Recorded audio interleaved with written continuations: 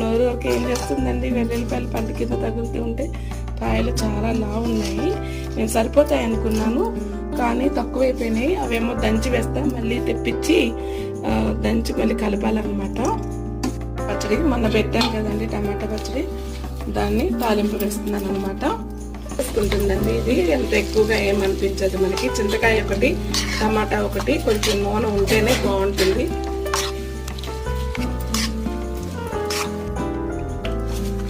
Already చింతకాయ ఏంటంటే మనం ఉప్పు పసుపు వేసేసి తొక్కేసి పెట్టుకుంటాం కదండి గింజ తీసి. ఇప్పుడు ఓన్లీ కారం కలుపుకొని చక్కగా తాలింపు పెట్టేసుకొని, మీ అందరికీ ఎందుకు నోరు అమ్మటి వాసన వచ్చేస్తుంది సరే.